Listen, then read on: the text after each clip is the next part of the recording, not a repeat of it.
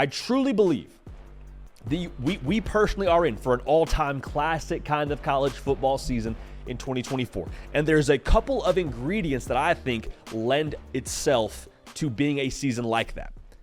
The first is we're in a state of change, right? This is the new college football that we are approaching right now.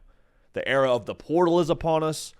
The conferences are looking, very, very different than they used to look a few years ago, with the ACC looking different, the Big Ten looking different, the Big 12, the SEC. Like, there's a lot of moving pieces on that front, making the schedules look very interesting. And then also, you got the new college football playoff format. So we're going to 12 teams now. A lot of y'all are in my mentions on Twitter saying, man, we missed the BCS. I'm right there with you. That was a special time. But even with that being said, college football is still the greatest sport on the face of the planet. So we're not going to, weep too much over that. The bottom line here is, with what we have in front of us, I think this is going to be one of the most entertaining college football seasons of all time. We may, in fact, be in for the greatest college football season of all time in 2024. The best way to make sure you're dialed into the absolute nth degree is by subscribing right here to the On3 YouTube channel and making yourself a part of this college football sicko community. Go back to what I said a second ago. The new conferences is lending just some absolutely unbelievable matchups. And with that being the case, anytime we as college football fans get unbelievable matchups, as we do every single year, but I think potentially at a higher rate this season, that means that some of these teams have very difficult schedules. And I'm talking about like teams that you expect to be in that college football playoff / national title race. Like Georgia, how often would they get shade thrown their way for not playing a tough enough schedule on their way to winning a national title? Even when they won the national title, it was like, yeah, but who do they really play in the regular season? That's not going to be a discussion this year for the Dogs. They go to Texas.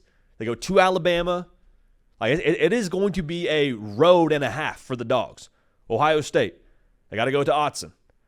Like the way that this new college football ecosystem looks with these different schedules with the conference realignment, that's going to make for a really high entertainment value. And also, it makes for, I think, greater potential for teams to lose some football games that we're not really used to seeing lose more than one football game. I'm not calling my shot right now for Georgia's record or Ohio State's record. We've done that already. But in the context of this discussion, the potential for teams, again, that we have come to expect to be consistent contenders for the college football playoff and not seeing more than a 1 in their loss column, it's very possible. Again, that's not a discussion about Georgia or Ohio State, but more so college football as a whole. On top of that, we spoke to the portal. The way the portal has worked over the course of really the last year or so, you've seen these rosters take guys from the G5 level and pull them up and beef up their roster that way. You've seen quarterbacks at the power conference level go to maybe even a better situation for them. And in some cases, the big boys will grab a player from the portal to be their quarterback, like you're seeing a lot across the board this year. Oregon got Dylan Gabriel from Oklahoma. Will Howard from Kansas State going to Ohio State. I mean, we go down the line here. Cam Ward from Wazoo going to Miami. Like, a lot of these schools now have some top-end talent to where they're going to compete for a national championship. So with that being the case now, with all the pieces that we have in front of us, there's going to be, again, some real chances for some parity here. Again, chances for parity and actual parity, two different things, because I actually have a couple of teams that we've talked about already as going undefeated. So, I mean, that's just my take. But the potential for parity now, I think, is there because of the way teams have been able to very quickly fix issues within their roster from a season ago. So, take all that, put it off to the side, and that gives us, again, potential for parity, potential for teams to lose more than one game. So as crazy as that's going to be, as entertaining as that's going to be, and you're going to watch and see, the blue blood that you thought was going to run the table lose a game, and it's going to be crazy. We're going to be having conversations on some other platforms, not us here, but other platforms will tell you, oh my gosh, are they done? Oh my gosh, this team just lost a game. Are they fraudulent? That's, again, what we would call clickbait, not something we really traffic in on this show specifically. Because as much as there's potential for parity, there's also more margin for error than ever before. in the college football playoff landscape. Andy Staples also has a show on the On3 YouTube channel. Another reason to subscribe. He does tremendous work, one of the best in the game. He told us all off season long, y'all, we got to retrain our brains. We have to retrain what we have come to know and believe about college football. No longer are we in the BCS era, where one loss jeopardizes your chances at winning a national championship.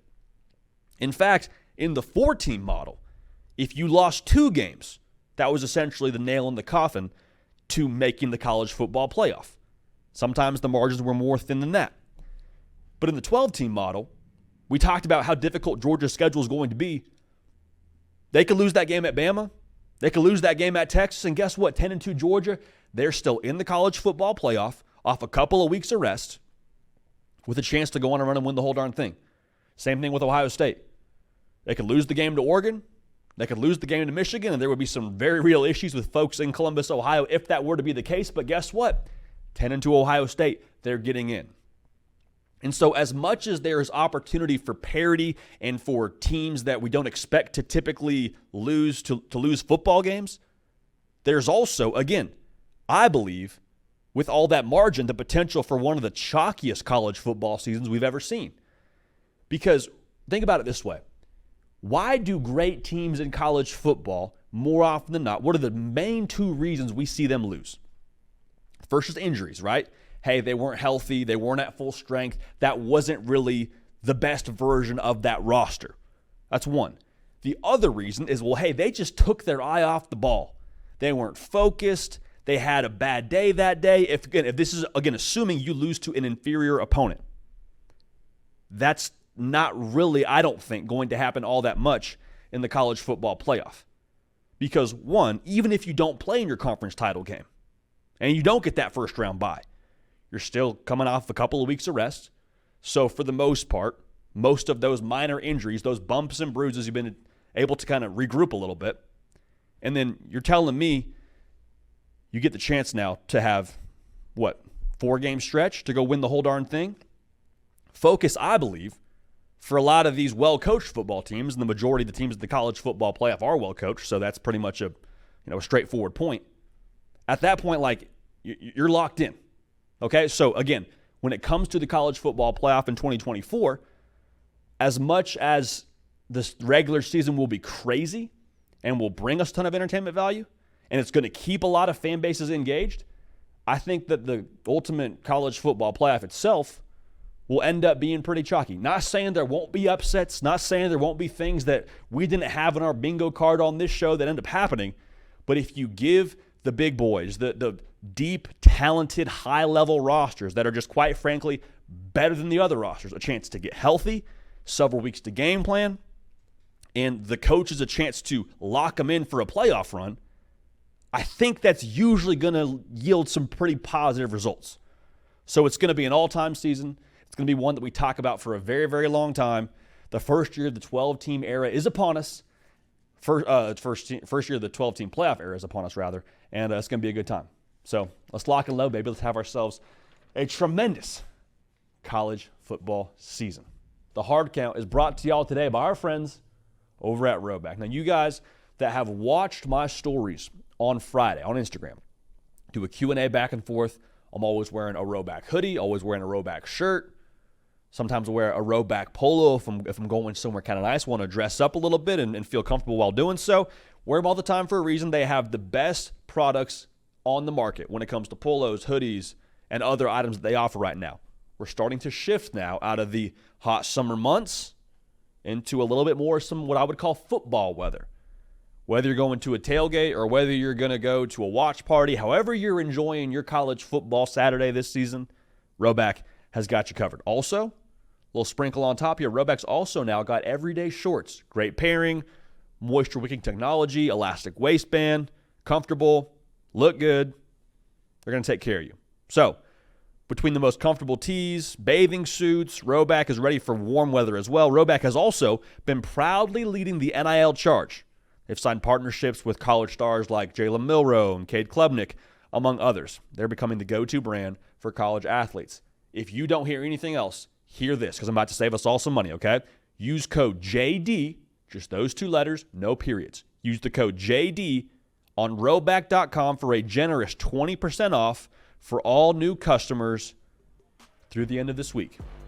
I don't know if it'll be available after that, but through the end of this week. That's spelled RHOBACK.com. That's 20% off all performance polos, shorts, shirts, hoodies, and more with code JD. Hey y'all, thanks so much for watching. Subscribe to the channel here to make sure you don't miss an episode of The Hard Count. Also be sure to check out other videos on the On3 YouTube channel.